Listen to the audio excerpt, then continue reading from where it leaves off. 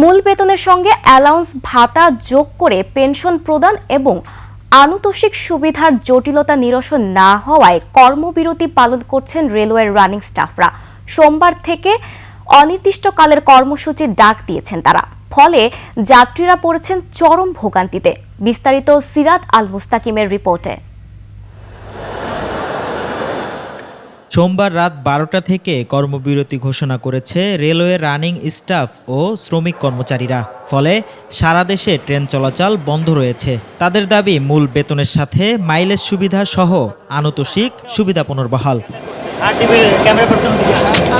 আন্দোলনরত কর্মীরা জানান, জরুরি স্টাফ বিবেচনায় মূল বেতনের বাইরে অতিরিক্ত ভাতা ও পেনশনের সঙ্গে 75% বেশি টাকা ব্রিটিশ আমল থেকে পেয়ে আসছেন রানিং স্টাফরা। কারণ কর্মীদের ট্রেন গন্তব্যের উদ্দেশ্যে যাত্রা করে ফিরে আসা পর্যন্ত আন্তর্জাতিক মান অনুযায়ী 8 ঘন্টার কয়েক গুণ বেশি ডিউটি করতে হয়। রেল চিস্টির থেকে যেটা দিয়ে আসছে, যে সুবিধাগুলো আমরা পেয়ে আসছি, সেই সুবিধাগুলো কর্তন করতেছে। আমরা চাচ্ছি যে সেইটা বহাল হলেই হবে, আমাদের নতুন কোনো দাবি নাই। কর্মবিরতির ফলে রাত 12টার পর গন্তব্যের উদ্দেশ্যে স্টেশন ছেড়ে যায়নি কোনো ট্রেন। ফলে ভোগান্তিতে পড়েছেন যাত্রীরা। যারা আগাম টিকিট কেটেছিল তারা পড়েছেন চরম বিপাকে। অনেকেই গন্তব্যে যাত্রার উদ্দেশ্যে স্টেশনে এসে শুনছেন ট্রেন বন্ধের খবর। আমি আমার স্ত্রী সন্তান নিয়ে এসেছি, সেই দূর থেকে এসেছি, হোটেলে ভাড়া থাকতেছি যে কাল ভোরে যাব। তো যদি এই ট্রেনটা মিস হয় তাহলে কতটা ভোগান্তিতে আপনারাই বুঝতে পারেন। সিরাজগঞ্জে যাব, আমার টিকিট ছিল।